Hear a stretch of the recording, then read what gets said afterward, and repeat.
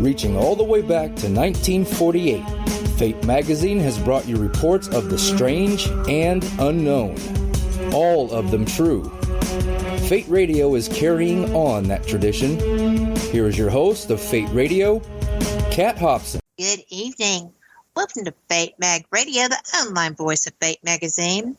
I am Kat Hobson, your host, and I'm so pleased that you can join me tonight. I am very fortunate. I get to talk to the most interesting people. It's never boring, and I learn new things all the time. I have to tell you that I'm very excited about tonight's guest. She is one of the busiest people I've ever heard of, to be honest. I don't know how she does all the things that she does. She is a psychic medium.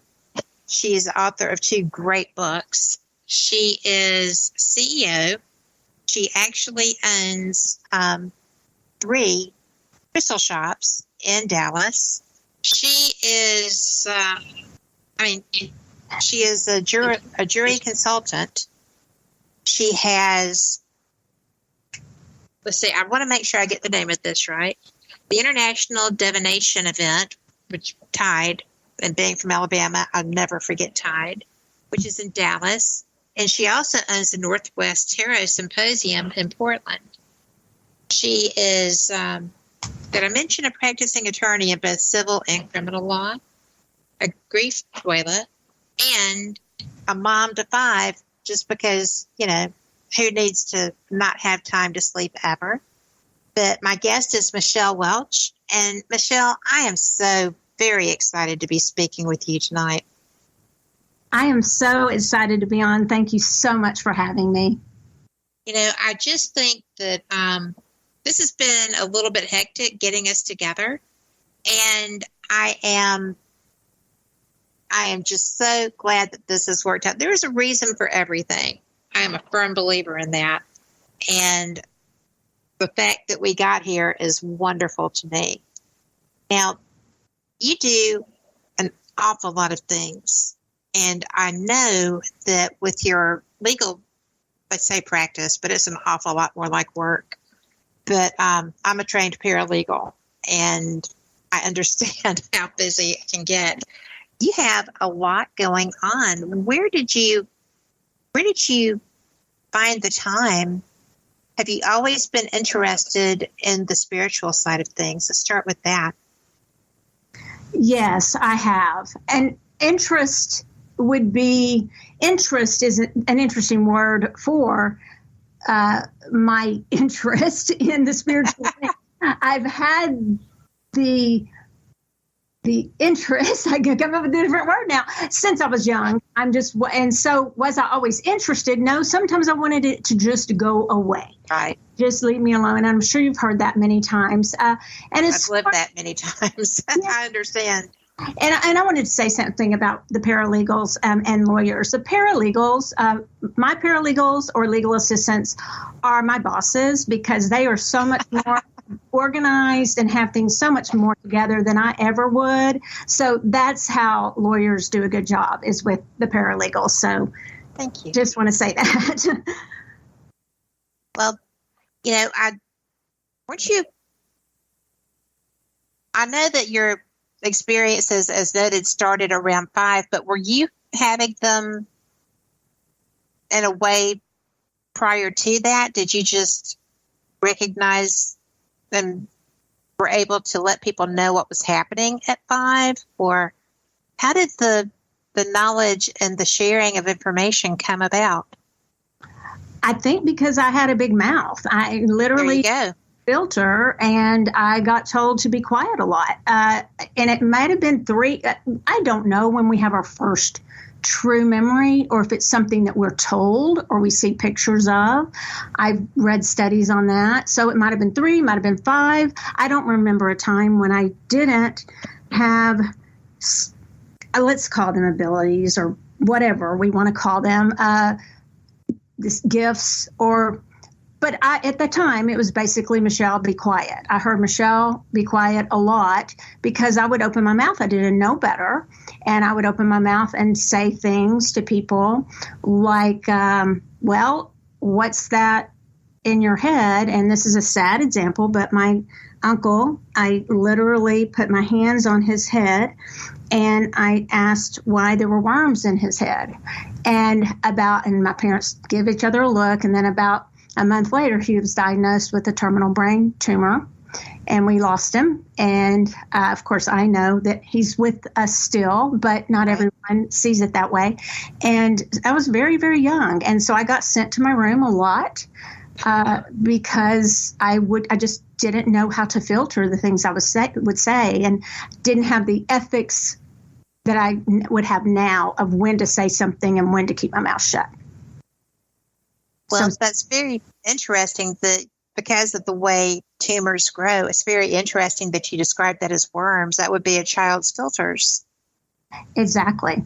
And so, yeah. And it was really interesting because, and I never, ever, and I have to just always say this, I never question anyone the way their religious beliefs. I'm open to all. And I was brought up in a very religious time. We went to church a lot. And so what I would do got labeled as the gift of prophecy and discernment. And so if I kept it in that context, I was okay. And I could open my mouth a little bit more. But when people we'd sing about the angels, or we'd talk about certain things that we see, it was very real to me. And it was very hard to understand why everyone else that we'd hear about that, and my grandfather was a preacher, why others didn't see that in the same way as I did. And so to learn how to, and it's a big thing for me, is to write these books to also encourage parents to read them and to read any books they can get their hands on if they have a child that seems to say things that do come true or that are real, and to help them know how to use that in a good way, and as opposed to a way that could get you sent to your room all the time. But yeah, it's very interesting. Well, it is very interesting. You know, I was lucky. I had a grandmother who, I always say, she was New Age before there was New Age. Mm-hmm. So when I would pop up with something, and I didn't really do it very often. I didn't need to, because she also knew. But my mom, I only found out when she had developed Alzheimer's, and I had taken her out to lunch one day. She was asking me about my work, and I told her about, the radio shows that I host. And she's like, "Oh, paranormal experience. That is interesting, because don't you hate it when they just line up along the bed and you're trying to go to sleep?" Oh. And I said, "What?" And she's like, "Yeah." She said, "When I was little, people would just stand in line to come and talk to me. And finally, I would just tell them, 'I'm tired. You need to go talk to my mother.'" So I had no idea that this was a family thing. And I've read so much research that says that it is. Was there anyone else in your family with the gifts that you had? There was. However, I was, and I'll say this carefully, they were not welcomed as much into our lives because of their beliefs. So I didn't have as much access to them. And then they kind of reconciled with my family. And it was two, an aunt and a cousin. And the cousin's still we'll talk frequently now via social media. And I know now that this has gone back in my family for some time, but it was more, anybody who embraced that was kind of frowned upon in my family. So the aunt would do things and teach me things on the side, but very carefully because I didn't want to get estranged from, and I don't want to go into it too much, but the answer is yes. And just the difference of how we look at things, and a difference. And I always want to respect my family, how they believe, and I never proselytize or try to push things on them that I believe now in a different way. But yes, I did, and it was really kind of a relief to find out I wasn't the only one in my family. It was a relief to know, and also my cousin that's still with us, and that we can talk about things and know that it went way back in our family. Well, I find that so interesting. I just this week had someone reach out to me through social media who said, "Hey, I'm your fourth cousin." And so we started talking, and she is gifted, and her daughter is gifted. And, well, not everybody really considers it a gift, but I do. Right. And so, yeah, that was another example. That's why it was still fresh on my mind. So I was curious as to whether you had family that did this also. You know, your books are very interesting. I think that everyone should read them, honestly. But when you wrote your first one, what led you to do that? I mean, it's not like you don't have a whole lot going on. It's just crazy. I don't know how you do your life. So much to your life. And it sounds wonderful. It's not all at once. You know, the life is it's a life story in my bio, and it evolves, and it's not always everything at once. And I have, like I said at the beginning, people who are a lot smarter than me, a paralegal or other people around me at the time. And I don't practice law as much in that way anymore. I'm more consulting on cases. And in my second book, I got permission to talk about one of the cases I consulted on. And you know, and I really have to I don't put that in my bio as much, that I do work for investigators and they know who to call and they'll call me. But as far as why I wrote the first book, it was in the middle of the pandemic. I think I had submitted the proposal to Llewellyn before, but it was really when people just want it. It's like you couldn't say everyone was arguing. Everyone was just arguing. And then the whole empath part of it was an issue too, because in my stores every day and with my clients every single day, several people would walk in classes and say, "I'm an empath," but they would say a lot of "I can't," what they couldn't do. And so I read a whole bunch of books, and I thought the thing that seemed to be missing to me was, for me at least, how to transmute that energy, to change it into something we could use instead of always saying these are the things we can't do, and we always have to be on the defensive with our empathy. And so then it went into the magic of connection. How can we connect more when we all seem so divided? So I remember... The title's brilliant. Thank you. The full title, Magic of Connection, Stop Cutting Cords and Learn to Transform Negative Energy. It's a great title. And, you know, it was interesting because they threw me right out there. I was like, "Thank you, Llewellyn," because that Stop Cutting Cords, I have a lot of friends, and I thought, okay, please don't get mad at me. Just read the book, because I write it like a case of this is why. It's no offense to people who cut cords, and a lot of people do that in their heat. A lot of people do. They do, and it doesn't mean it's wrong. It just is, for me, my experience was, and I make almost like a legal case of it from the very beginning of the book to the end, of how it doesn't, because we're all connected, at some point, that cord's going to fire back up. You go by a certain building where something happened, and it actually happened to me. I went back to law school. My daughter graduated from there. I went back to a building that she was in, and all of a sudden, everything just triggered it again, that I thought I had cut the cords from all of that. So it's just a different way of healing and looking at it. But they put it right there in the title, that subtitle. And I was like, yes, they did, didn't they? That subtitle, I was like, oh my, okay, here we go. But I haven't really gotten that much flack about it from the people who actually read the book, because they see that it's not a permanent fix, but a lot of things aren't permanent fixes. Well, I haven't found anything that really is, except death. So, yeah, you know, and if you haven't had things resolved, that's still not a fix. So, right. But, you know, I actually only learned about cutting cords maybe 7 years ago, when someone was trying to teach a client to do that. And I was like, well, you know, you have to have faith that that's going to work. You know, because if you go into it half-heartedly, I've never seen that work. So, it didn't for that client. The issue she had came back. And I think the learning to transform the negative energy side of that is so powerful. Right. And yes. because then you don't have to worry about the connection being redone. You're working from a different side of that. I think that's brilliant.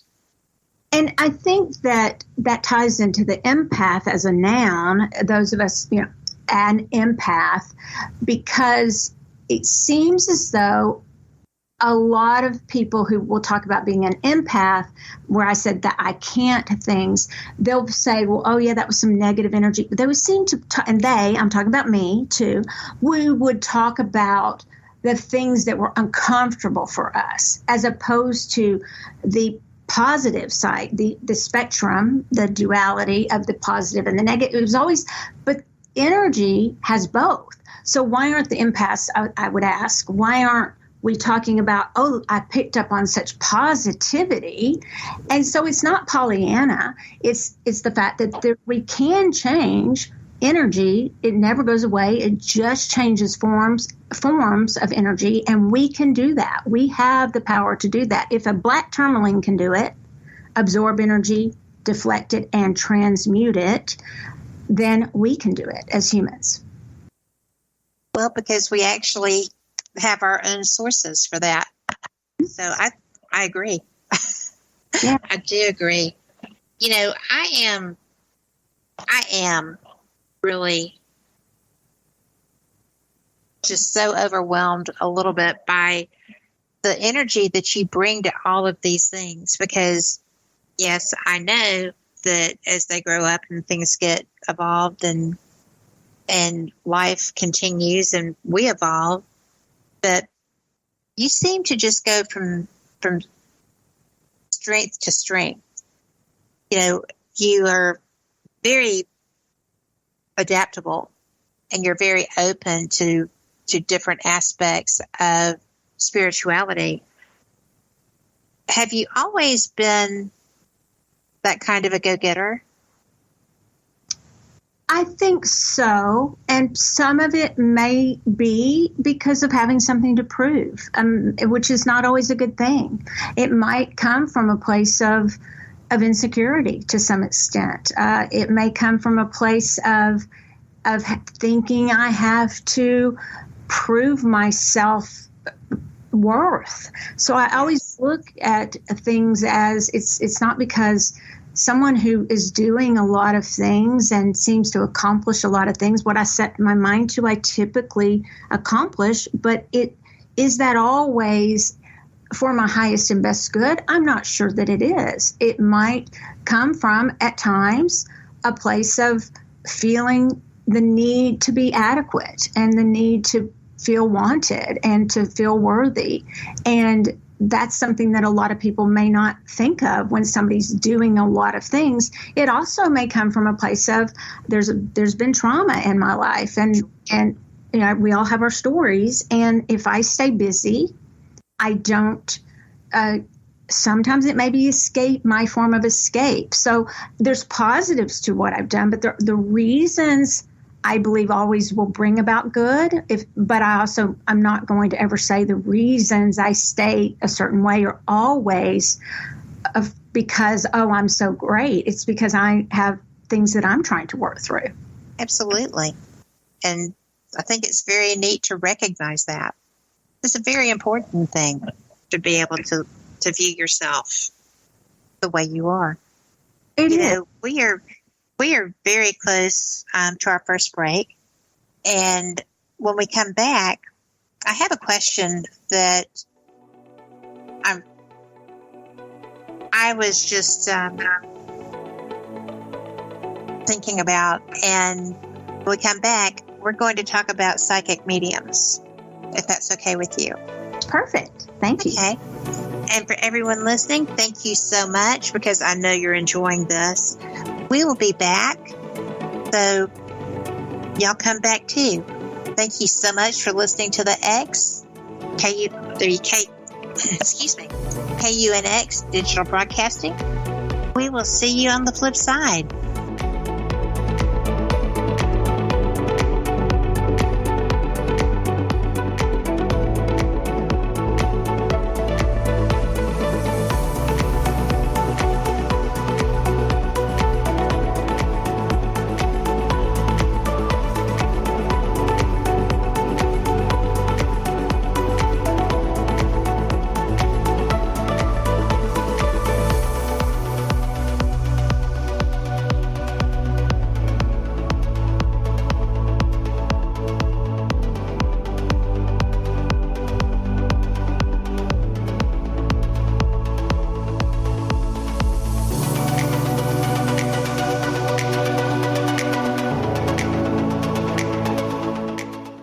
Are you ready to read about true paranormal events? Unex Media publishes nonfiction books about UFOs, ghosts and haunted places, time anomalies, cryptid creatures, and more. Just like KUNX-DB Radio, it's all about unexplained phenomena. Visit www.unxmedia.com to see our list of great book titles by Debbie Ziegelmeyer, Gene Walker, Devin Listrom, Wayne Lawrence, Bill Spicer, and yours truly, Margie Kay. That's unxmedia.com. Prediabetes is serious and more common than most people realize. 1 in 3 American adults has prediabetes, and more than 80% don't know they have it.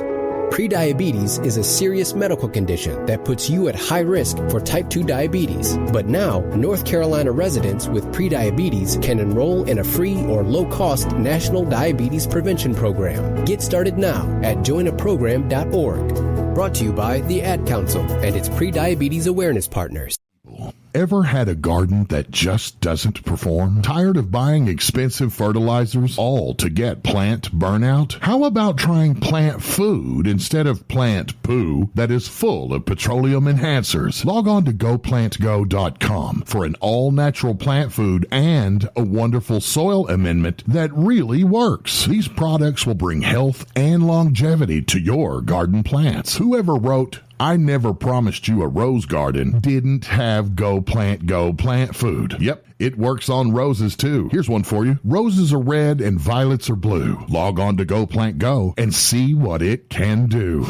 That's corny. Wait, it works on corn too. This food will not disappoint. Go Plant Go has been feeding big farms for over 20 years. So why not the smaller crops? Food is important. Good, natural food. So log on to GoPlantGo.com and try your very own today. Use discount code UNX at checkout and save an additional 10%, and shipping is free. Do you have an interest in the paranormal? Then you'll love the UnXNetwork.com. The X is your streaming audio and video for everything supernatural, strange, and mysterious, like UFOs, Bigfoot, ghosts, and so much more. From hosts like Clyde Lewis, Whitley Strieber, Micah Hanks, and Christina Gomez. Visit the UnXNetwork.com show page for a complete list of all the paranormal programs you'll find on the X. Be sure to follow us on Twitter for updates at KUNX-DB. Follow our Facebook group, UnX Network. Find the podcast on Spotify, iHeart, Audible, and Apple Podcast. It's time. It's new. It's the X.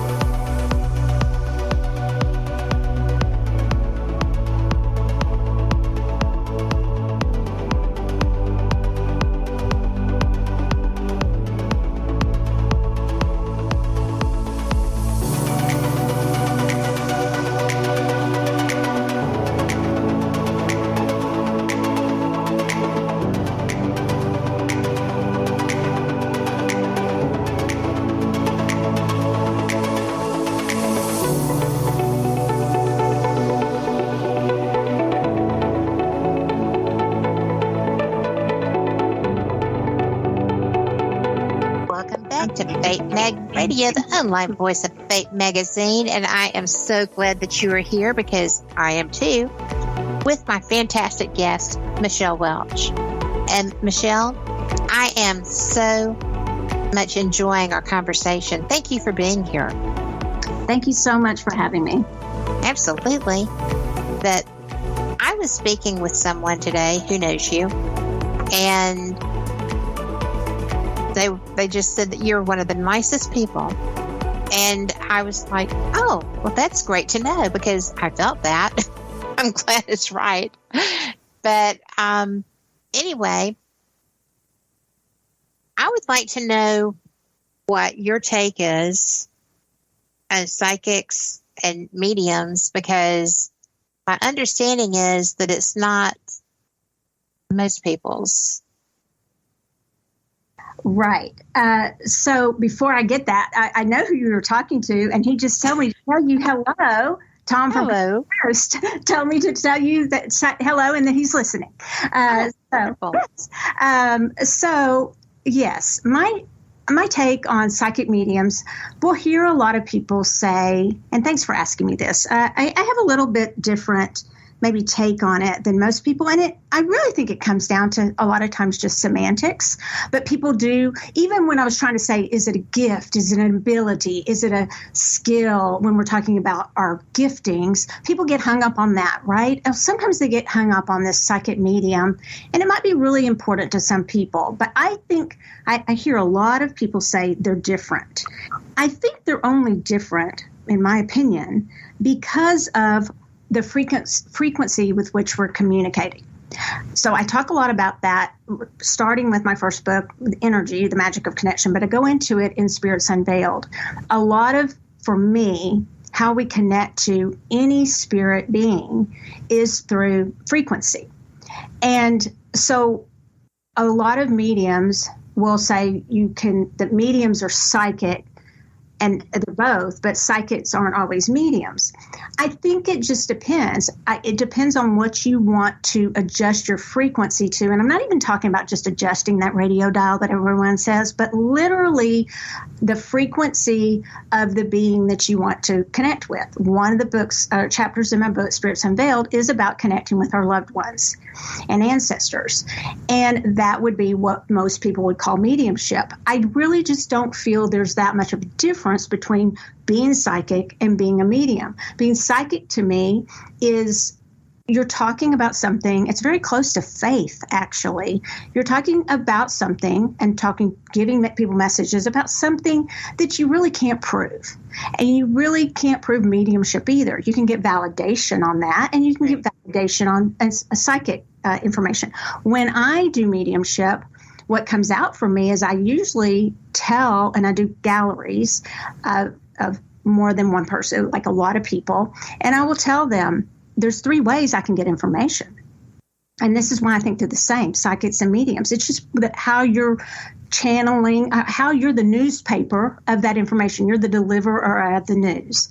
And I might actually be talking to or see a loved one, or I just may be picking up on what the person who is sitting in front of me is thinking about their loved one. So I might just be kind of getting psychic information on what they're thinking. And I'm always very honest about that. Or I might just have intuitive information come into my mind that I'm giving, but I'm not really necessarily connecting with their loved one. So that's something I feel is very, for me, ethical to always tell my clients, as opposed to always calling those 3 things, I'm communicating with your loved one, because I might not be directly communicating every time with their loved one, but sometimes I might be. So that's That's interesting, Michelle, because I don't know anyone else that comes out and says that. And I think it's important because you talked about your grandmother. I call mine my great mama. She lived, or great mama lived to be 106, and I always use that as my standard. If I'm going to deliver a message of any sort to anyone, I want it to be how I would want it to be delivered to me if it was about my great mama. She taught me to fish. I love to fish, which doesn't seem like something I would love to do, but that's how I communicate with her. And if somebody was to deliver me a message and say, I'm talking to your great mama, and she, let's just say, and she said a cuss word, I would know they were not talking to my great. I would know that's not her. So I always want to give validation, and I always want them to know, I am picking up on some information, but I don't I'm not really actually connecting with them directly, or I'll let them know if I am, because I think that's only fair to the person. I don't want to always say, oh, I've got this, and is this how they passed? And it's not about me getting that, oh, aha, you're spot on. It's about the person that's getting the message, and I really want to always be honest with them about how I'm receiving that information. That is so kind.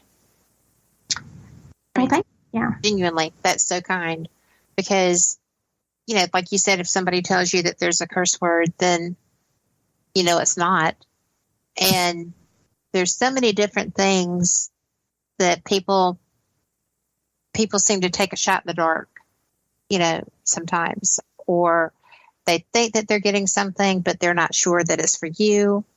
And I just as soon not hear it if they don't feel fairly confident that it's mine, Exactly.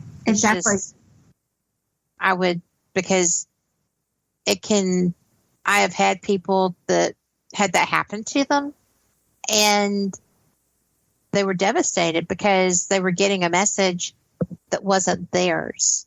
It was a different energy than they expected from a loved one. And that can be devastating. It can. If you're not someone who does have discernment to ascertain, okay, this person's just wrong. This isn't what should be coming to me from that area. Right. And I think it's so important to have, I teach so much here we have the 3 stores, and the classes that I teach so much about the ethics of what we do. And it's so important to me. I would much rather say, I'm not sure I want to deliver that message, and I'll explain why, versus just saying something, and because people hang on our every word, and they may hear it a little bit differently than we say it oftentimes. And I just think it's very important to always put ourselves in the shoes of the person receiving the information. So that's why I do it with my grandmother, and say, how would I want to receive that information? And I would want to know, okay, are you really seeing her? Are you talking to her? Where is she? Or are you just picking up on what I'm thinking about her? Which is oftentimes the way, and it's legitimate. It's legitimate that they may be picking up on that information, but they need to, I just believe that a medium should tell people I'm not really communicating with your grandmother. I'm just getting this information intuitively. So that's for the psychic and the mediumship. Just to me, they blend, and they're seamlessly, they blend together. And there's really no, to me, really big advantage in trying to say, this is psychic and this is medium, because to me, it's, you can communicate with animals and it's still going to be even a little bit different frequency than, So it just depends on what you're communicating with. And to me, with Spirits Unveiled, I have another kind of shocking thing that I think they put on. Did they put it on the front? No, they didn't on the front. That I think the veil is somewhat of a construct of man or humankind, maybe out of fear, maybe out of somebody didn't want us to be able to get in touch with the other side. But for me, there's just never been much of a veil, so I don't really understand that concept. And I have friends who have ceremonies around the time of the thinning of the veil, and that's all great, and I celebrate with them. But for me, there never really has been this thing of a veil that I even heard about in church. I'm like, well, then why can I see through it? And why me? And what I realized is that, especially when I'm giving the case that I talk about in Spirits Unveiled, one of the murder cases that I worked on, in that one, it's always so interesting to me that I don't seek out those clients. The 2 big cases that I worked on, the clients came to me for a completely different sort of reading. One was a love reading, and one was coming to me about how her brother had passed, and 2 different cases. And in the middle of those readings, that's when I did actually want someone came through, and it reminds me of being in school, where you'd have the kid in school that would raise their hand, pick me for every question. Like, they'd be on the front row and raising their hand. That's how it feels to me when a spirit comes through. Some are more shy and they're at the back of the line or kind of hovering around, but there'd be this raising their hand, pick me, pick me, pick me. And it's like they trust the person that I'm giving the message to. It's not so much about that I'm so great. It's about the fact that the one who's getting a message, they trust that person and they want to give a message through that person. So they become, in a sense, a medium too, and are part of the process because they're open to hearing it and because of the love they have for, and not just some interest that's like, I just am very, true crime interest, but they really have an interest in and love for the family, for the one with the girl missing. And it just came through from nowhere. That's not even why she was seeing me. And then it turns out that she was friends with the family and she was in the search party for the girl that had gone missing in the case. So I think that's always very interesting too, how mine come about. That is. It's just bizarre sometimes, right? Yeah. It always blows me away when spirit is just like, no, this is what we're doing.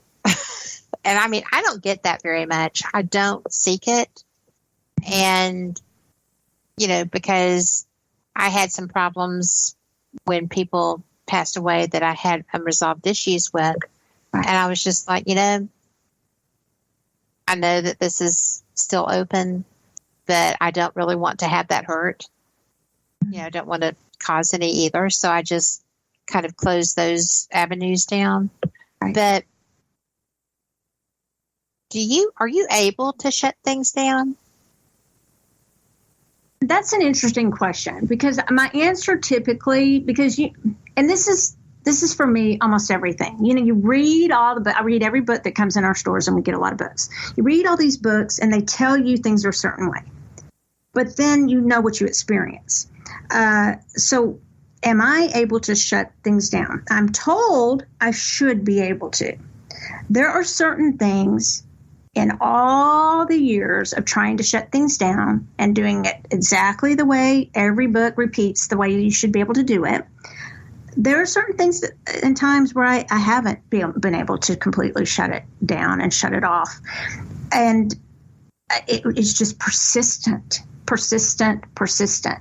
It makes me feel very claustrophobic. I feel the spirits around me. I see the spirits around me often. That's why the second book got written, Spirits Unveiled, and I wanted it to be something like Spirits Amongst Us or something. And of course they helped me come up with a better title, but it's because I feel very crowded at times, and they don't just scatter on my command.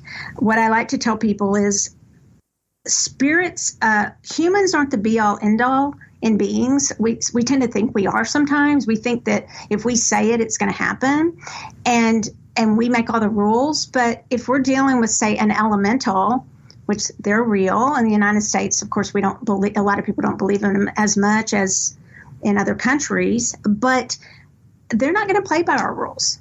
And we can't expect them to have our moral code, our ethics, our laws. They're not going to follow our laws and what we think is the way to do it. So just because I say, okay, stop moving my necklace around, there's one necklace that they do in my house, and stop, and I don't appreciate this, I'm going to banish you from the house.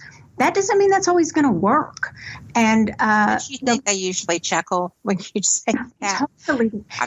Even the ones that, because we all, humans just think that they're all going to be, other spirit beings are going to play by our rules. And I'm here to say that is not always true.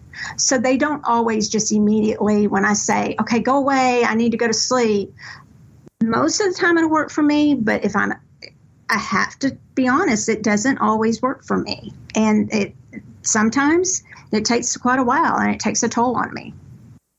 That the spirit beings will just stay around. And they have since they were little. I was very little. I'm not scared of them anymore. I was very scared when I was young. Very, very scared. Because I didn't have any guidance. And now I don't know. It just doesn't scare me much at all. And yeah, I do see a lot, but I cannot say that on my command, everything just scatters. Some of them, I think, like you said, they're just kind of laugh at me and they're like, well, I don't play by your rules. I didn't really experience elementals until I started, going to other people's homes and investigating, or, just experiencing what they were experiencing, trying to see if we could help them feel more comfortable. Because to me, that's what I go for. And because a lot of people have no idea what they're dealing with. And I'm sure you see that all the time, because your gifts, your abilities are very strong. The first time I ever knew that I was around an elemental, I was at a place where the quarry had been filled in. It was a swimming hole now, a diving center, that kind of thing. But these things were in the trees around the parking lot that I was standing in. It was like they were barricading people from going near that quarry. And it was miles away. I was just like, I'm not here for that. I'm just here. I am of the earth. I'm not here to do anything that would be negative. Right. But it was bizarre, and they're so fast. I would never have thought that I would see them to start with, much less seen them move. And they're like flashpoints kind of a thing. But I would like to have not seen that. It's so interesting. I have in Spirits Unveiled a chapter on elementals, and I always start each chapter with a story, and I start with the story in Ireland. There's this motorway. I used to hear the story that it was a runway, but it's not. It was a motorway, is what they call it, and there was a hawthorn bush in the middle of it. And they so believed in that these two warring fairy tribes, for lack of a better word, would gather there, that they could not get any contractor, anyone, to tear down this hawthorn bush. Oh my! And so they spent millions and millions of dollars because no one would tear that tree down. And I was thinking, boy, I don't think that would happen here in the U.S.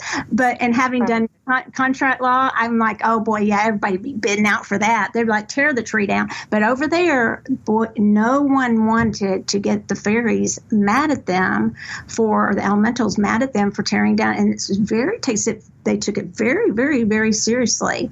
And so millions of dollars were spent to go around and preserve that hawthorn bush.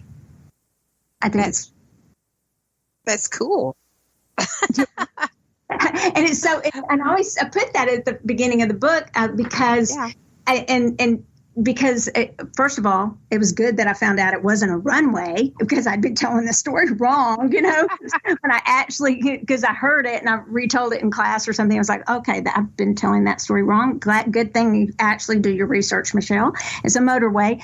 But can you imagine how much here people just don't, or in the United States, and then somewhere else, they literally spent millions to reroute around something. And so I love using the elementals as examples because it's so important to me to let people know that when you do decide to interact with different frequencies or different, I call them spirit beings, get ready for what you want to deal with, because they are not always going to play by your rules. And it really is something very important to think about, and what you are willing to put up with and what you're not. Because again, we don't make the rules. I think we as humans think we do make the rules, but we really don't.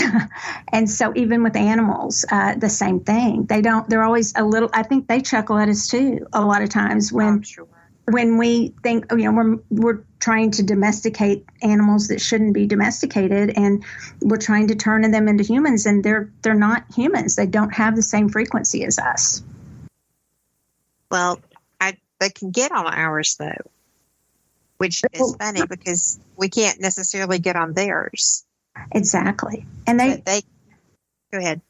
Oh, no, I'm sorry. Yeah, to me, I often say, I feel like they help us more than we think we help them. I mean, we always think we save them, and we do. A lot of people rescue them and all that, but then they rescue us so much. I mean, they rescue us right back.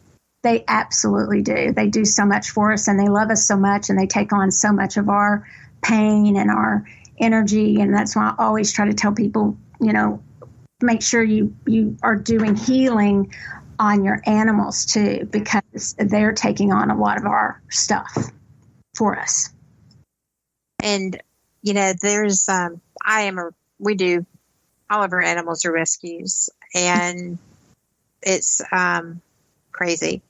But I lost one earlier this year, and, well, actually it was the end of last summer. Gosh, it's been a year. But, it's so weird because this dog came to me. A friend of mine is an animal whisperer, and this dog was so tense and so, uptight and couldn't relax. And I actually reached out to her, and I was like, look, what do you need to be able to tell this dog that she is safe? Because she's not getting it from me. And, it was the most bizarre thing, because she said, send me a picture, and I did, and she looked at it. And all of a sudden, the dog next to me just goes still, like, whoa. Oh, wow. And I could see her listening, like she did the RCA dog head tilt. Uh-huh. And I was like, this is really happening. This is so weird. And not that I doubted my friend, but I doubted that Heidi would be open to that, right?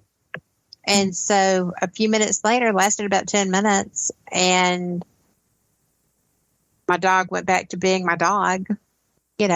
Everything seemed to be over. And a little later, I reached out, and I was like, what did you find out about her? And it was so interesting because she was devastated, and she was helped. And from that point on, she was a much different animal. Oh. But stuff that I couldn't do, maybe because I was too close to her, maybe because I knew a little bit about her abandonment, that I couldn't help her. No matter how much I was loving her, and she wasn't feeling that it was real. And so my friend was able to say, look, I know this chick. You're okay. You're there for the duration. You'll be there for always. As long as you want to be there, you're there. And she's still there, even having passed. So I have dogs show up all the time. It's the strangest thing. How many dogs have you rescued? Or animals? 7. I think I'm on 8. Oh, wow. And of my original Fab 4, I have 1 left. And she is starting to struggle. She's diabetic and blind and wonderful and 13 and the best dog ever. They're all the best dog ever. But, we do insulin, and we found a food that we've been able to reduce her insulin over half because of it. So it's cool. Amazing. And I don't know if I can say the name of it on the air, but I'm going to. We can bleep me, but it's Royal Canin. If you have a dog with diabetes, then this food is so pure that her numbers are insane. That's insane. Actually, we use that for our bulldog. So yes, that's a great brand. Yeah. So, nobody paid me to endorse that. I promise you, I pay them the daylight. I pay a lot to be able to endorse that. But it really is amazing. And it's amazing the things that we do for spirits that are part of us. So, but she's like I said, she's the last of the Fab 4. And then there were 7. We've rescued 7 since my children started school, and now they're adults. My youngest one turned 30. That's pretty cool. And that's oh, go ahead. No, I was just going to say, I would do every one of them again, because one came from the pound, one came from a vet who had taken her away from the people who had adopted her. The other one came from the pound, and then Kylie came from one of those free Walmart parking lot dogs. So, but we are at our break, and I am just running my mouth about my animals. That's a dangerous subject to get me on there. That's a great subject about. I will just go on and on, but we will be back. Thank you so much for listening to Fate Mag Radio here on the X, and we'll see you on the flip of this.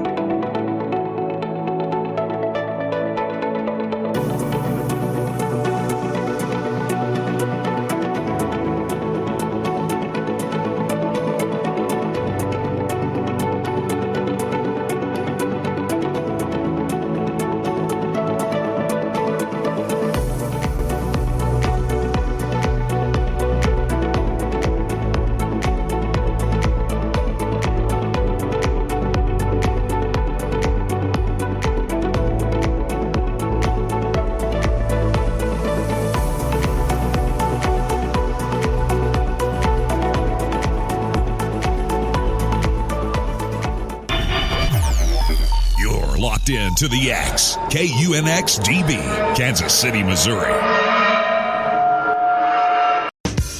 Medical Mary has the highest quality CBD products to enhance your health and wellness goals. Our cutting-edge formulas are not only made with the best ingredients, but also are curated to target specific needs for the body. Use CBD for energy, weight management, pain and stress relief, beauty, sleep quality, pets, and more. Our motto is people helping people. Start your journey into improved health and happiness with Medical Mary CBD. Available at medwoman.medicalmarypartners.com. That's medwoman.medicalmarypartners.com. Or visit my website, margiek.com, for a link. I use Medical Mary, and I love it, and it works.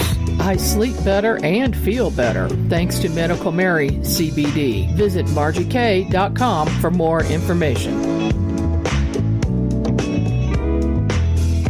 Hey there, X-Streamers. Ray Sobbs here to tell you how you could tune in to your favorite paranormal programming without using all of your mobile data in the process. When you're on the road and you want to log into the X, save your mobile data and never miss a minute of the OnX Network programming by calling the X line at 667-930-9331.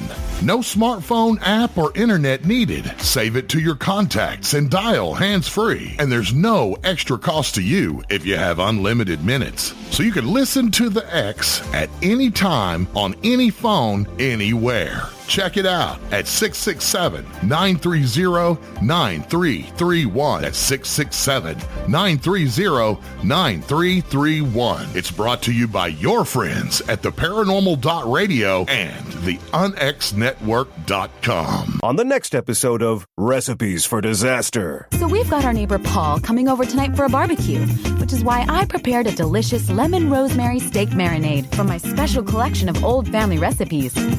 To make sure the steaks are extra tender, I left them marinating out on the counter overnight, just like Nana used to. Maria may mean well, but without food safety, it never ends well. Always thaw or marinate foods in the refrigerator at 40 degrees Fahrenheit or below, or you could make your friends and family really sick. Maria's neighbor Paul didn't think twice about the steak he ate until he was presenting his company's financial forecast to the board. That's when a sudden bout of food poisoning made it explicitly clear that profits weren't the only thing on the rise. Watch Recipes for Disaster at foodsafety.gov. You'll learn the right steps as Maria does everything wrong. Brought to you by the USDA, HHS, and the Ad Council. Hey folks, this is Derek Hayes, host of Monsters Among Us podcast, and I'm here to invite you to check out the program every Saturday night at 11 p.m. Eastern, right here on the X. Each week, Monsters Among Us highlights real accounts of ghosts, aerial anomalies, strange occurrences, and cryptic creatures, straight from the mouths of the witnesses themselves. So grab a snack or a beverage, switch off the lights and lock the doors, then tune in for some paranormal terror. Catch Monsters Among Us every Saturday night at 11 p.m. Eastern with me, Derek Hayes, right here on the UnXNetwork.com. Another great book hot off the press. The 50th anniversary of the Southeast Missouri Ozarks UFO flap is now available on Amazon. Missouri Mutual UFO State Director Debbie Zagelmeyer and Assistant State Director Margie Kay collaborate on this unique book about the 1973 UFO flap that made worldwide news. Find out about Dr. Harley Rutledge's investigation at the site and why Dr. J. Allen Hynek, Ted Phillips, and other high-profile UFO investigators were so interested in what was going on in Piedmont, Missouri, and nearby areas. Debbie and Margie worked on this project for over 10 years to pack this book with the most relevant information for the public, and in fact, this area is still a hot spot for UFOs and sightings to this very day. Visit unxmedia.com for this book and many more publications. That's unxmedia.com. Explaining the unexplained. The new unxnetwork.com.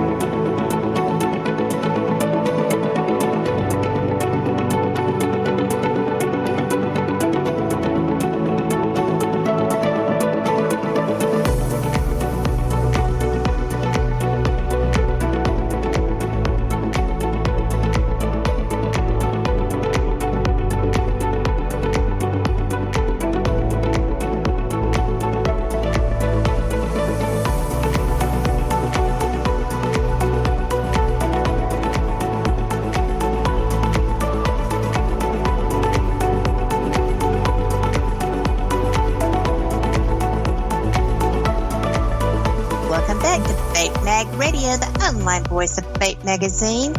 I am so glad that you are here because I've got to tell you, I have been having a great time with my guest, Michelle Welch. And Michelle, I'm so glad that you're here. We have so many common interests. We do. It's always nice to meet somebody. And, you know, the whole Alabama, I was just find that so interesting. And, of course, our accents. I know, I think yours is coming through a little bit stronger than mine, though. Oh, I don't think so. I'm kidding. It probably is. So, I'm kidding, too. I'm on the Gulf Coast. I'm about as South Alabama as you can get this week. So... I'm not here on vacay. I'm here working. So it is. Anytime somebody brings up my accent, I don't know if you do this. I'm doing it right now. The minute they start saying something, I start turning even more. My accent just ramps up. And so like a one syllable word becomes 3 syllables at least, like. Right. Yeah. So the minute I start thinking about it, it just, it goes into overdrive and I can't help it. So, yeah, I love it that we both kept our accents. Well, people who, if I'm not home, if I'm someplace where other people don't sound like this, they look at me and they're like, in fact, our mutual friend, the first time I ever, went up and introduced myself, looked at me and said, "Where are you from?" I was like, uh-oh. And it turned out not to be a bad thing. No. But, but people who are from here, if I travel and come back, they're like, "Where are you from?" I'm like, "Here." It's just funny. It ebbs and flows like the tide. It never goes away, though. Yours doesn't either, I bet. It doesn't. It was interesting. On my show, I had a guy that wrote a book. It's called Green Lights, Matthew McConaughey, and he lived in Longview, where I grew up. He was born in Uvalde, but he lived in Longview, the most in his brothers, and I knew his mother, and I knew his older brother, but didn't know. He's younger than I am. And so we read from his book to see who reads it best. because he has my same accent. And he does. I'm positive I read it better than him. Of course, I'm joking. But it was really funny because it was like, who can out East Texas, the other one? Who can out Longview, Texas, the other accent? And, of course, his was so much better. But, again, that's that accent. And everybody's like, oh, he sold that accent. I'm like, oh, that's just a Longview accent. Everybody has that accent. It's no big deal. There you go. Yeah. Well, I tell you what, when I saw that you had done that interview, I was like, that is so cool. I have got to listen to that. You did a good job. Thank you. Yeah, my oldest son called me because apparently he'd been that morning on, I don't know, Good Morning America or something. I don't know what. And he was like, Mom, you did a good job. I was so afraid you were going to make a total fool out of yourself. And I was like, thank you. I appreciate it. Thanks for that vote of confidence, son. But, yeah, he's a really nice guy, and we got along great. So yeah, he's very, very friendly. But definitely the accent thing is very interesting, and that book is so good in audio. So I think we should both do our books in audio versions, East Texas and Alabama versions, because people find it interesting. So I say let's do it. Yeah. I'm all about it. Yeah. But, I mean, who else would you want to narrate your book? I mean, if you've got a book, yeah, tell people, do it yourself. Right. It's your voice. Exactly. So, I mean, the writing is your voice. Mm-hmm. The book, Audible book should be too. Right. So, a lot of people don't do that, though. But, if Siri can't understand me, probably. I had that problem. Right? I'm like, and then I'm yelling at Siri, or Alexa, just yell. And I'm like, okay, it doesn't get any better when you yell it. It's just, why don't you understand me? And it's like, because you're talking East Texan, Michelle, but she doesn't understand that. So no matter how loud you say it. Well, but it should be more clear because I'm louder.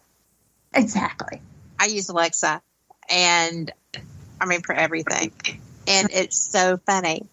Because, I brought one down here with me and plugged it up and said, this is not our local address. We're not going to function for you. And I'm just like, I own you. Why aren't you? It's the same voice. It's the same, But no, just so you know, if you get your, little hockey puck out away from your home zip code, it knows and it will not play with you. Oh, wow. Yeah, so got to call into Amazon about that. Yeah.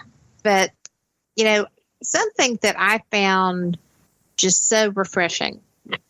Oh, tell people about your podcast because I'm sitting here looking for the topic. I've got it written in my notes and I can't find it. The title. The title is So What? Yes. I kind of play on so what? What do you have an interest in this? So what? We should have stuck with probably Soultopia, but it's So What? All one word. I love it. Now I just found it. But, I just think that is neat. And also the fact that anyone listening, you can buy her books, all of her things through Amazon, Soultopia, Llewellyn Worldwide, Amazon, and where most books are sold. And your website is michellewelch.com. So everybody go and buy all of these things because she can also hook you up with crystals. I can. Yeah, we have actually. I made for the book launch. One of them was during COVID, but we were able to have it. With the social. It was interesting the social distancing and allow so many people in at a time. But for each one, I had bracelets made too because we're known for our bracelets. How our company started, and I had bracelets made for all the books too. And so that's really been a thing of ours that we started. So they're crystal stores, but we have pretty much a little bit of everything. And just to make things even busier, since you read that bio, we also now own the Reader Studio in New York City, which is probably the most well-known tarot convention that's in the United States. And that's going to start next year. We take that over. So, but looking forward to doing that. So we have a lot to keep us busy, and I have a third book coming out. But yeah. Well, you actually have designed a couple of tarot decks, haven't you? I've not. I have turned. They're more crystal decks, and one is a tarot deck that's crystals, but not any that have been published yet. They're submitted, they're approved, but I think they learned with me to give me just one thing at a time. I have severe, not kidding, ADHD. And so it's like, let's just have her do one thing at a time. And I'm also a little bit of a perfectionist, so I have a little problem with that. So, so none are actually published, but we have our own crystal cards at Soultopia. And so when you get a crystal, there's a little card that you can get with the crystal, and they're really cute and so people collect those. And so we have those too. So a lot of things like that. That's awesome. Yeah. Well, in all of this, because I found this to be something that just kind of stuck out and struck me when I was going through your information and doing a little bit of research on you too. Where did Death Doula come into this? So I'm so glad you asked about that. So when I would work with clients, because I see often where people go when they pass, and I can, like I explained earlier, I do see, and I feel into the energy. I don't necessarily have the fear of that like maybe other people do. So I felt like I wasn't being, I always want to examine how I am with my clients. Am I being what they need? I'm not a counselor. I'm not don't consider myself an advisor, a counselor, don't hold myself out to be any of those things. I really am just psychic. I'm just going to give the message as I receive it. But when I would deal with people with the mediumship, I felt like I needed to I wasn't ugly about it, but I needed to really feel the compassion more. So I took, studied the Death Doula, and you can take it in any way you want to do it. It's kind of like a midwife. There's midwives for birth, but we just have ignored death so much. And I'm sure you've noticed that since the pandemic, we're not ignoring it as much. We're talking about it more. And I felt, so I took it, I got involved in the classes, took some like little 101s, and then I got more deeply involved in it, mainly so I could help the clients that I have. And so I could be more what I need to be and a better person to talk to, for them to talk to, as opposed to just thinking, well, they're fine. Because I see them, and so that I could just have more compassion in those moments. And it's not that I didn't, but I just wanted to learn more.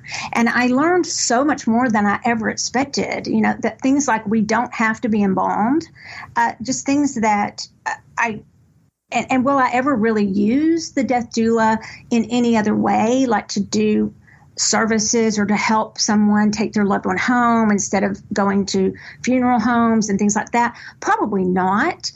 But I just wanted to better myself in the fact that I felt I was falling a little bit short in that area, and how I didn't feel so genuine when I would talk to people. I'd be like, oh, I'm really sorry, but I didn't know how to really express that.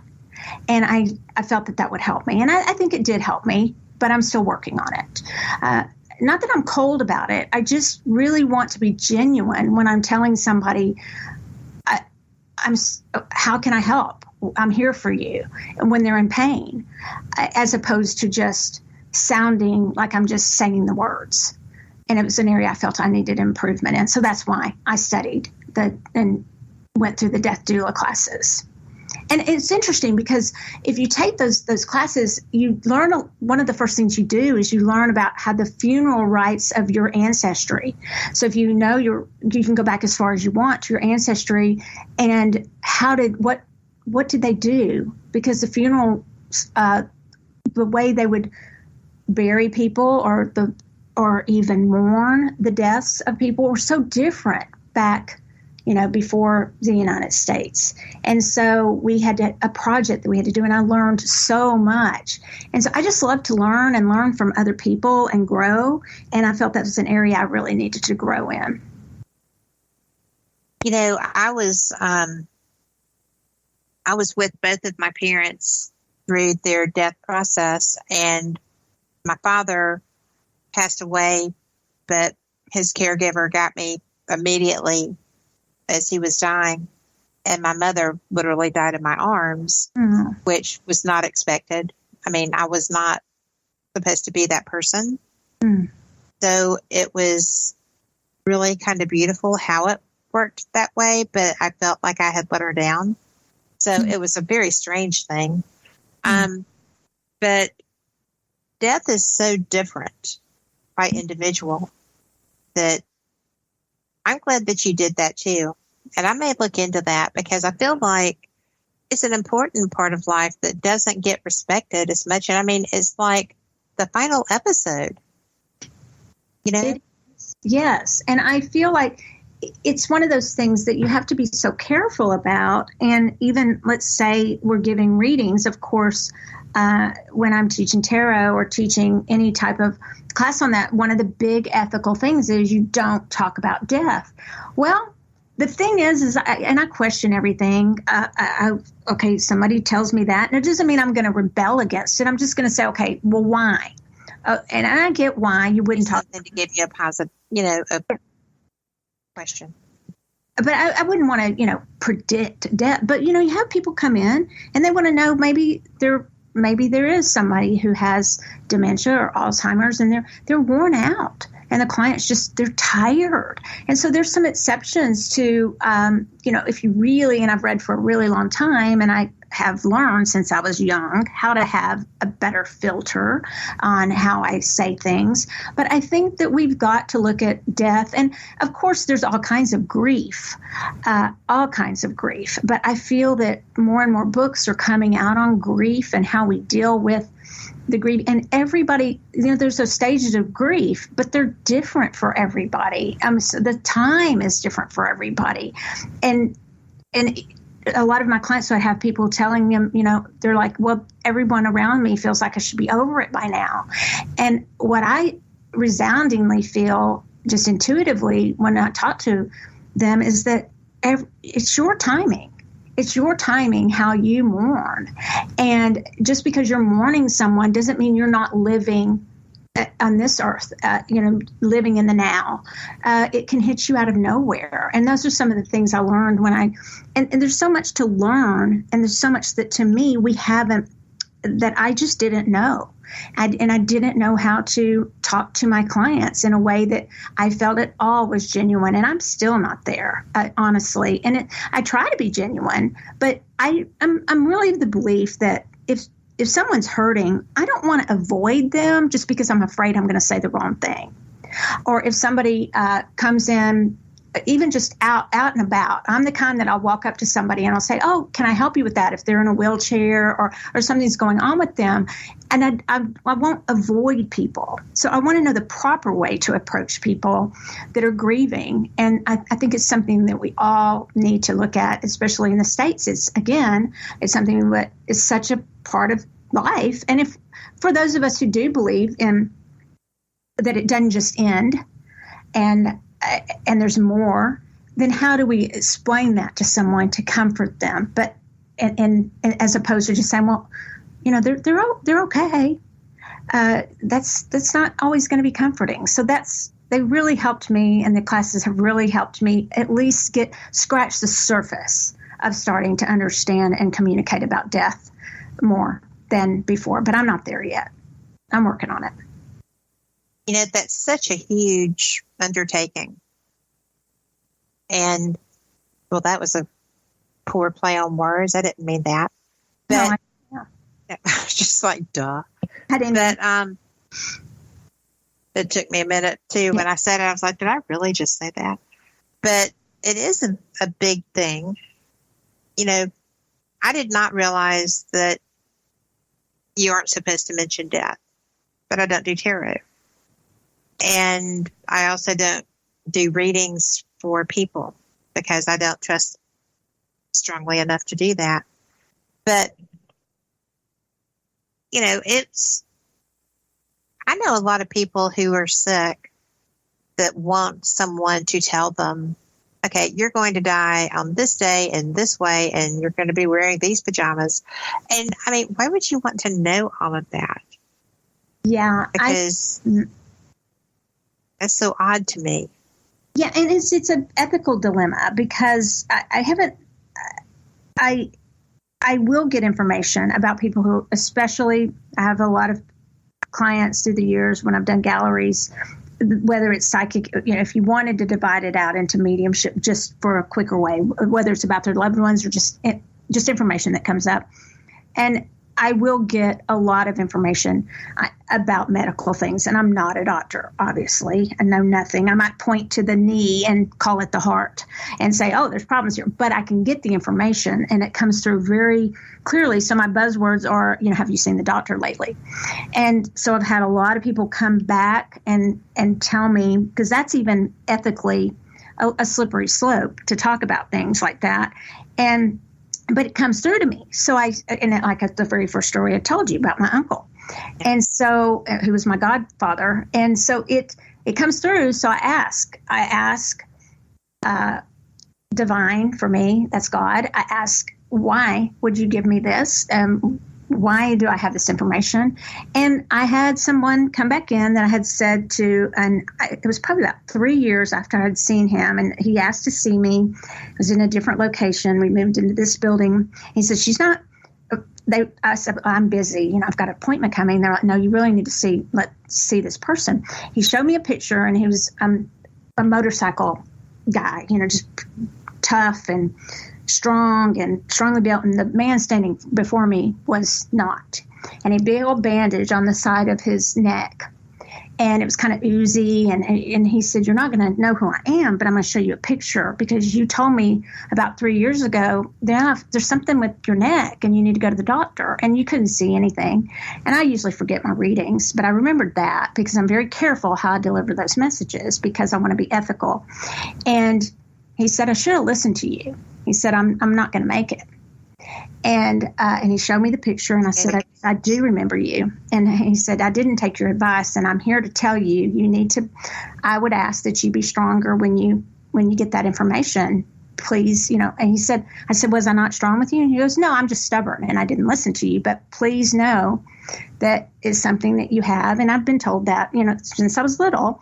But it's something, again, ethically, that we have to be very careful when we deliver a message like that. And so it's a bit of a tiptoeing around for me, because I'm always going to choose the ethical route, or try to, over something that it's not mine to say. So again, that's another thing that the death doula helped me with, is, you know, how do you deal with people also when they're ill?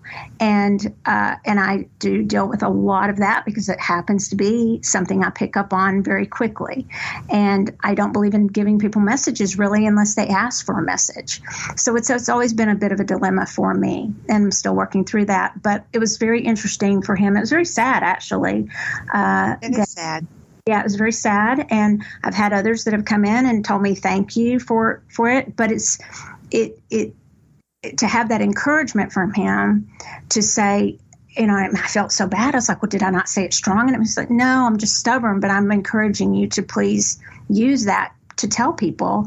And of course, you have to disclaim it all the time with, I'm not a doctor, but this is, you know, you need to go see one. You need to go see a doctor. And so that's kind of the people who know me and come to galleries. They kind of know and it's happened so many times that now they kind of know if you hear that phrase, then you might want to go see a doctor. But it's not always the best. That's not something that I am always so happy that I have, that I know that. I can see that. Yeah. It's not. You know, that's pretty straightforward, though, when the guy says, you need to be more strong. Yeah. Because that could go different ways with how he's meaning that. But I just feel like if you're given that knowledge, maybe he was right. Maybe that was maybe he was your messenger for that. Yeah, and he was. It's a hard thing. Tough. But it's very tough. But we have to take our last break. Okay. So, I am so fortunate and to be here on the X. I'm having such a good time. I'm loving this conversation with you. And if y'all are too, no frets. We'll be right back. Y'all come back too.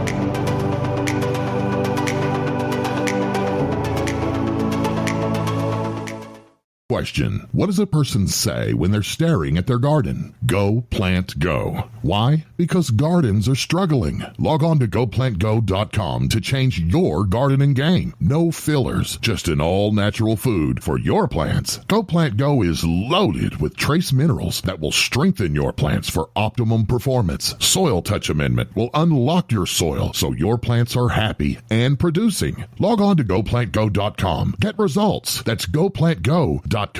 Use discount code UNX and save 10%, and shipping is free. If you're interested in reading the facts about USOs, Unix Media has the perfect one-of-a-kind book for you. Debbie Ziegelmeyer is the director of the MUFON Underwater Research and Recovery Team, a UFO investigator, and has appeared on TV shows such as the Alaska Triangle. Debbie now shares her knowledge of USOs, underwater submerged objects, in her new book, The Alien Colonization of Earth's Waterways, a reference guide to water-related UFO sightings.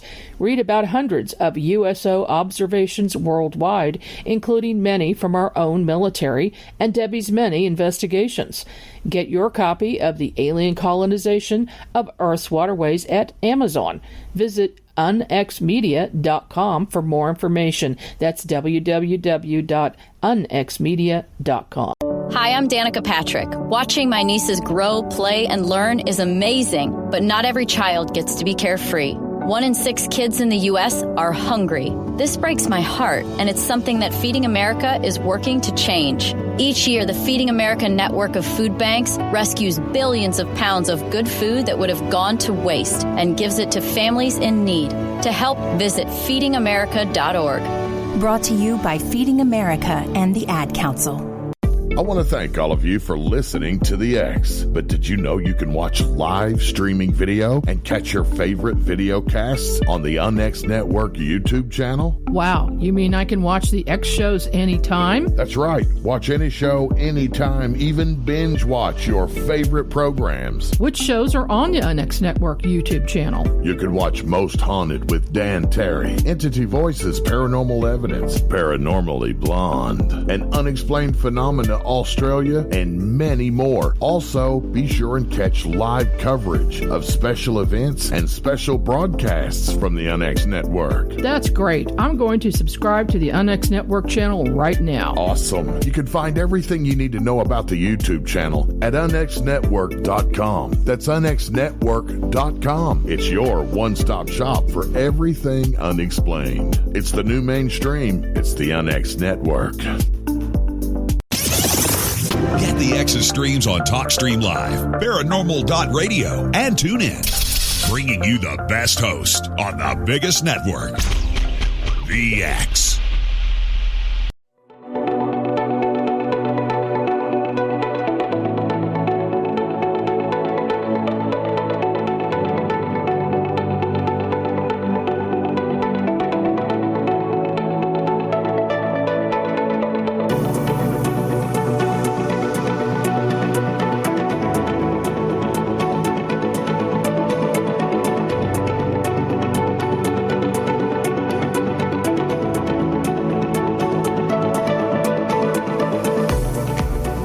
Welcome back to the final segment of Fate Mag Radio, the online voice of Fate Magazine.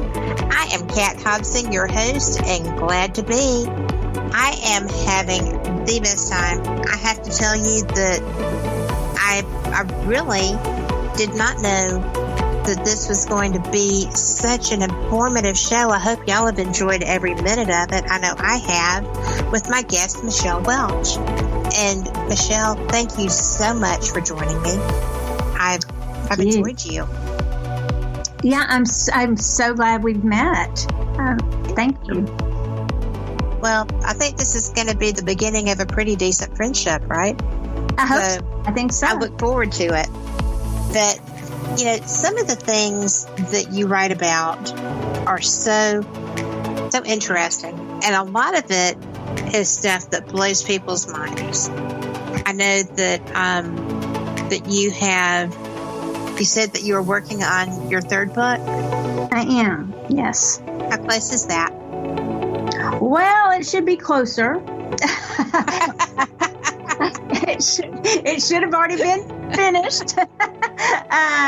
So my second draft is due in October, and I think if I don't turn it in by this time, it's that close. For several, they're putting up with me on this one. So it's interesting because the first book was really about energy and kind of the collective and broad, the magic of connection. Then the second one is about the beings that are around us, the spirit beings. And then the third one is about how each person develops their own psychic knowingness in different ways. There's no formula for people to develop. And I've learned that from all the years of teaching. Just like different learning styles for school, there's different learning styles for wanting to connect with whatever someone wants to connect with or whatever they want to learn from coming to an intuitive class. So it's a workbook for each individual to find out how they connect with their psychic knowingness or their intuition. So it should be interesting. It's kind of like I went in the reverse direction. I went for the taking it now down to the individual with this book. If it ever gets finished. I mean, because that's who's going to be reading it. Yeah. Yeah, so, it's going to be like an individual primer for each person. It is. And it's so interesting because there's always the person in the class and I've taught for quite a while, and there's always the person who will say, I didn't get anything, I didn't see anything. And that's a very honest person. When, everyone else in the class is going, oh, wow, I had this great experience and blah, blah, blah. And the other and I'm always that's the person I want to hone in. I want to go, okay, how am I not teaching this properly? Because a good teacher, when I taught trial ad at SMU, if they're not getting it, that's on me because I'm the one teaching, as if they've done their studies and stuff. And so in their class, and I thought, it's because we all develop these things differently, just like in school, just different learning styles. And so when we have this formula in a book of this is how you can expand your intuition or get back in touch with that which you knew as a child, it's going to be different for everybody. And that one person it is the one I want to reach and let them know, okay, you're not alone. You're just being very honest that maybe you didn't connect and that let's find the way that you do connect. So we're having a class. I started it back up. I am going out of town for a while, out of the country, but when we get back, we'll continue it. And it's mediumship and psychic intuition class. And I told them, each of you will be able to connect, but you will not connect in the same way. Don't feel like you will connect like the person next to you necessarily. And don't feel like you'll connect to the same types of things or be good in the same modalities or be interested in the same modalities as someone else. And that's what keeps it interesting. And so that's what that book's about. That's fantastic because I have friends who are very psychic and who can just, walk in, read the room. Mm-hmm. And that this person's that, and this person's got the whatever. And I walk in a lot of times, read the room, and I'm like, yeah, I got nothing. I just don't even know why people think I'm gifted, and it's so funny because I know I am. I know that I can help people. I do it periodically, right? But it's so weird how everybody is so different. So different, yes. And so much need to be told. It's okay. If you read this one book and it gives you a formula and you don't get it from that formula, it's on the fact that we don't all learn the same. And that is okay. That's the beauty of it, because we all do bring different giftings. And, I get more sensation, and I don't have somebody saying, hi, my name is Fred. I'll be your host ghost for the evening. Right. It's just no, I just know things. Right. So it's very disconcerting because, and then other times it's like, hello, I'm over here. You don't see me? Really? What? And because seeing sometimes freaks me out, I try to block that because I don't want to see people in their death state. Right. Because that idea is a freak out for me. But only because I know people who died in unfortunate ways. Yes. And I don't want them coming to me and letting me see that. But so I kind of just state that intention. Right. And so I think a lot of people don't show themselves to me. I know they're there, but they don't show me. So Is that normal? I mean, can you actually do things like that through intention? I think so. And you asked me earlier, can I control what's around me? Yeah, a lot of intention setting, a lot of protecting and intention setting, and fear. Fear will just pop you right out of a frequency that you don't be in. And a lot of people don't realize that. It'll pop you right out of it. And of course, people go to the most extreme cases. Well, what about this possession of whatever? I'm talking about in the majority of cases, fear is just going to pop you out of it. But yes, intention setting is huge. And, for you, this. I mean, you have clear cognizance. You just have clear knowing. And you can't explain why. You don't know necessarily why you know something. You just know it. And it's not clear cognizance. And a lot of people listening probably have that. If you can explain why you know it, it's not clear cognizance. If you studied it and you learned it in a book and you memorized it and all that, that's not clear cognizance. But clear knowing, which is exactly what you just said you have, I just know things. That is clear cognizance, and not knowing how you know it is the definition of clear cognizance. And so it's interesting when someone has that, because it's almost like you're hesitant to say, because you don't really know how to back it up, but you just know. But those are the people who should speak up, because it's a very quick intuitive knowingness that claircognizance is. And I think for someone like you who has that, and like you walk onto a land and immediately, I'm sure you immediately feel that land. You might not read a room, but that's the difference. I mean, maybe you don't want to read that room. And that's what I'm talking about, is not everybody. We don't have to have every, I mean, how overwhelming is it to just feel and know everything? That's just super. It is so, yeah. That is very, and I think that's why so many, that's why so many people are drawn to people who, like you, who allow themselves to do that beyond most people's willingness to. And then I think that's why sometimes spirits come at people, because they're like, no, you have to see me. You have to get this message. I've had that happen before too. And I'm just like, dude, there are 4 other people in this room that are better equipped to do that. And yet you're the person they single out. That's weird. Well, that goes back, in my opinion, with you, that goes back to the trusting. that spirit trusts you. And I have just seen that so many times. It's like, well, wait, that person over there, that's the one you're supposed to be. And the spirit will go and they'll come through in the most interesting and unexpected, at least for me, of ways. You know, can I stand up and get information when I'm doing a gallery? I do New Year's Eve galleries and all that kind of stuff. But yes, I can. But at the same time, I always remember it's about, you know, I'm just the one delivering the message. It's not about me. It's about the person that's receiving the message and the person who wants to be heard that is just in a different, I hate to put it that it's all about energy, but it really is. I mean, I had a guy that I talked to, Hakeem Oluche, and he is a quantum mechanics. He's fascinating. And they are fascinating. And he's brilliant. And I said, did you, kind of a little embarrassed. I was like, did you happen to read Magic of Connection? And he's like, yeah, I actually did.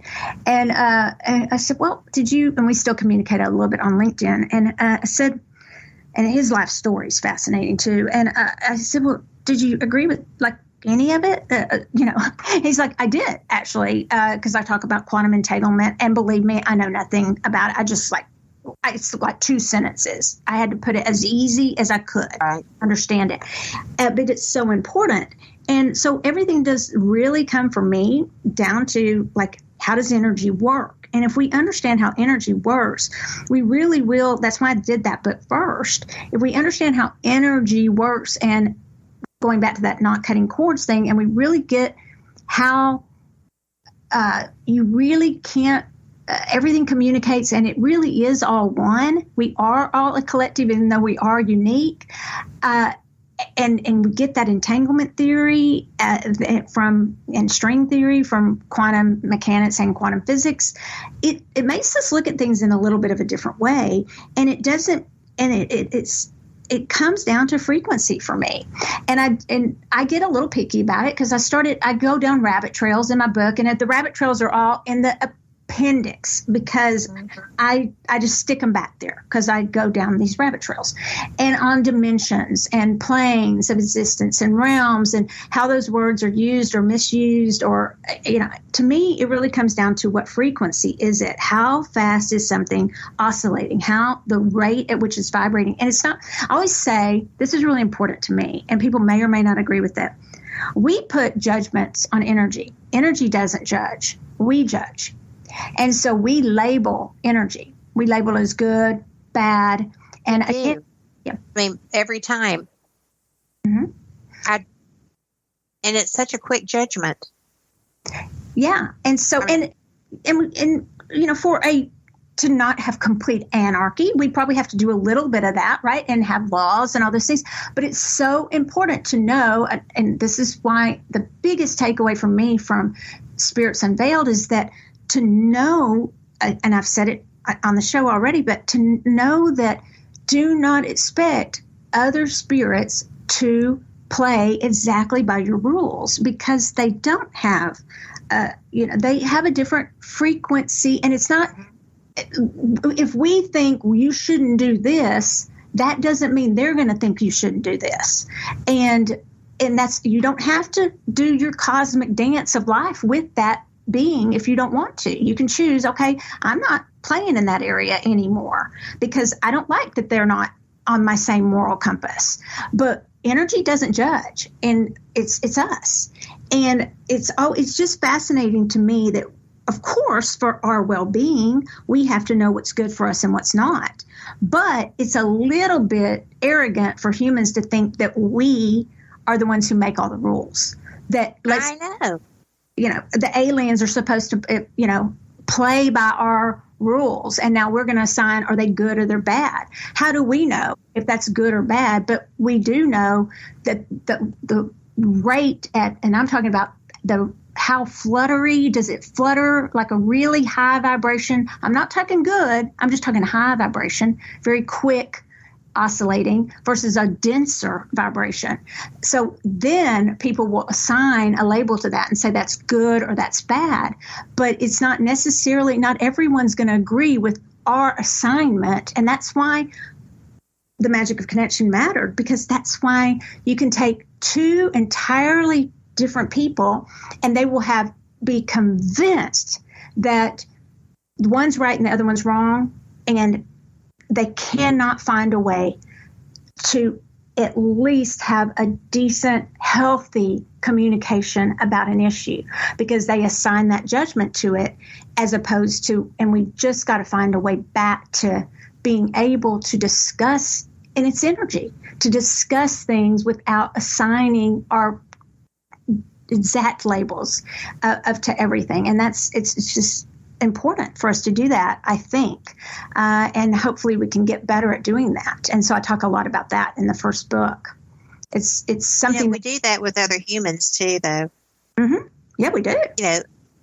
Because even if somebody thinks that they're not sensitive to energy, or that they're, sensitive as a rock, as so many people say, you still have an instinctual reaction to other people, and it's not generally based on appearance. It's on how they feel to you.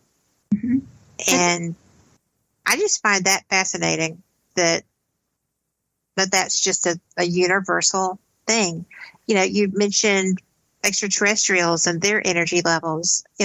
People who are abductees, mm-hmm. people who are taken, have different reactions to the same type of creature. Correct. And that is all in perception, based on what you've heard, what you've read. Are you excited that you're interacting with another species of being? Are you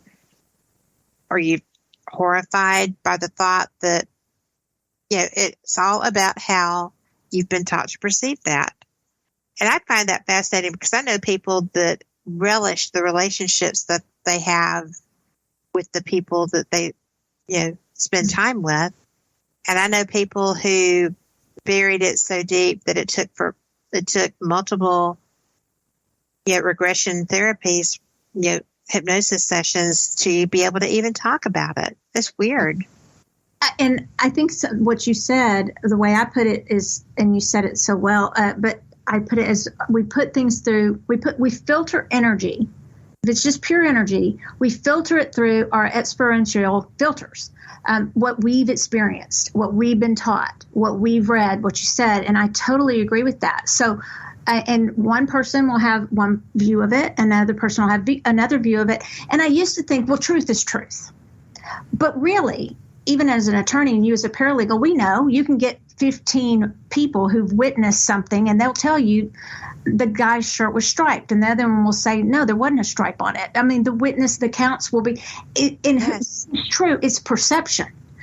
Is there really a truth? I don't know. There might be a parallel universe of that happening each time. So, I used to be so stuck on there's got to be one truth. Well, our perceptions, if our thoughts really create our reality, then there could be different perceptions and different realities for different people. And it's something that's very interesting for me to think about. And that goes back to the judgments that we place on one another. And if we could just go easier sometimes on the littler things, because I think we could all get a little bit closer to being a little more humane to one another in the world right now. And we could that is important, because if we just realize it's energy, and we are just, sometimes it's a warning.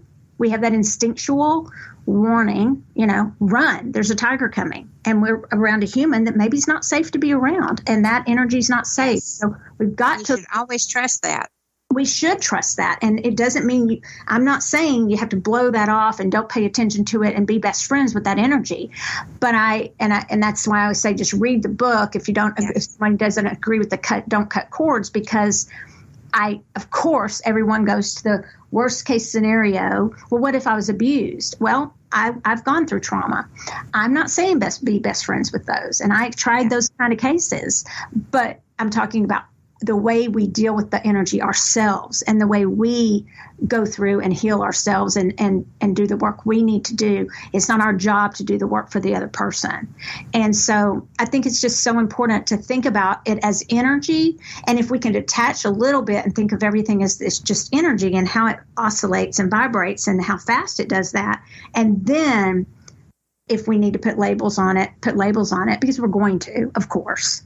And just to know that other beings are not going to play by those rules. And I have learned that through my whole life, that they will, we are powerful beings, but not every being that we interact with is going to abide by our rules. And that's why you really need to be careful with what you interact with and know that you can handle with what you're interacting with and not toy around with things that maybe aren't for your highest good. That is a brilliant way of stating that, because you find people who, ghost hunting, right? Yeah. Everybody is very into that, all the neatest tools and gadgets, all the cool things, and get into an environment and not read the room. And, whatever they may come across, there are people, human spirits who are just pissed off and jerks.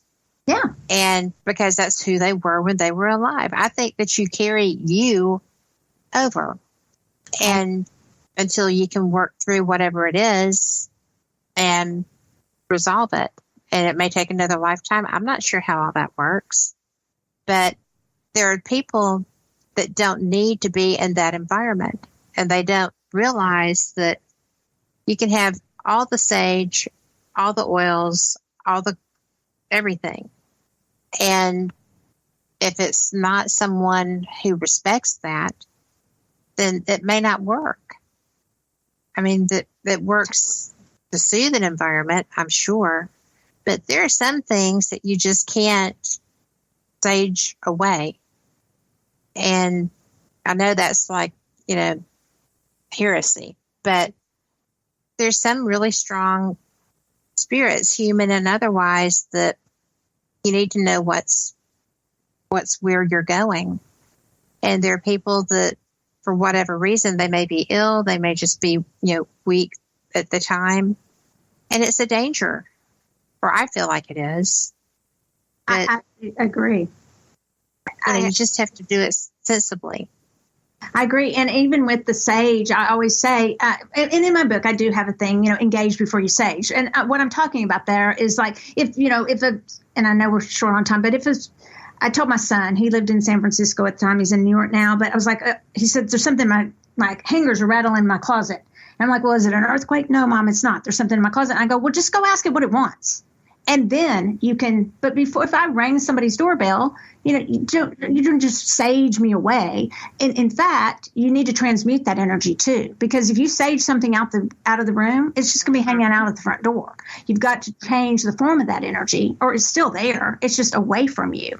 And so a lot of people don't understand that either. And I do talk about that in the book, because I see people just saging or calling in. And honestly, if you call in Archangel Michael, you probably don't need to sage a whole lot if you've really got Michael coming in with all his legion of angels, because Michael can conquer a whole city, country, or whatever for us. And so, I think people just need to study that a little bit more and be serious about the fact that we're engaging with things that are absolutely real. It's not just for fun. So absolutely right. It is real. If you're going to a location that here's a documented history of interaction, know that, respect that. And before you go in charging all on your own and you're mightier than what's there, ponder who else may have tried to move it. Right. There's a reason that's a consistent experience. Exactly. So, but your books are what people need to read, and you can just go to Amazon and look for Michelle Welch, You can get her books through Llewellyn. You can get them through her website at michellewelch.com. And Michelle, I have had the best time with you. Thank you very much. Thank you so much. It's so nice meeting you. And I loved listening to your shows. I listened to a bunch of them leading up to this show. So thank you so much. Thank you. Wow. Thank you very much. And for everyone listening, you're the reason we do this. Thank you for being here. Yeah, I love being here on KUNX-DB. And that's because they're great shows. Like the one following up through here, you're going to enjoy Cryptid Creatures, and we will see you Wednesday night with Paranormal Experience. Good night.